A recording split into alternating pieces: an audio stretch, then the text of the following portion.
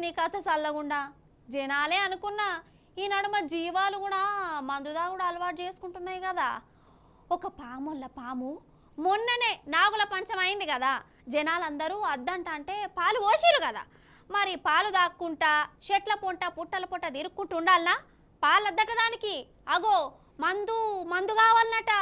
అరే ఆవంటే అగో ఎంత పని చేసిందో చూడురు మీరే.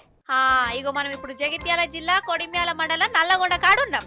ఇడ చూడురి పామినుల పాము తాగుబోతు పాము ఉన్నట్టున్నది కదా, అది బీరు క్యానట. బీరు క్యాను ఎవడో తాగుబోతోడు సగం తాగి ఇడిసిపెట్టున్నది, అది కూడా రైతు వేదిక కాడ.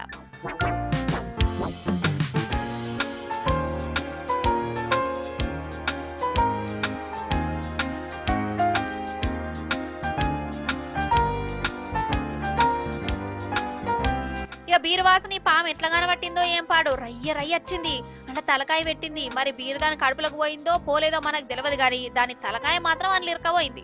అగ చూడవు దాని అవస్థ. అయ్యోయ్యో ఎంత పెద్ద అవస్థ వచ్చిందే నీకు. అయినాగా బీర్లు బ్రాండీలు నీకెందుకే, మొన్ననే కాదు కడుపు వాళ్ళకి అంత పాలు పోసిరు జనాలు. ఇప్పుడు ఈ అలవాటైంది నీకు, ఇప్పుడు చూడేమైందో. ఇక జనాలు కాపాడదామని చూసిరు కానీ అసలే పామాయే. పుణ్యానికి పోతే పాపం ఎదురైతుంది అనుకున్నట్టున్నది. ఇక లాస్ట్ కు దానికదే తిప్పలు పడుకుంటే చెట్లకు పోయింది.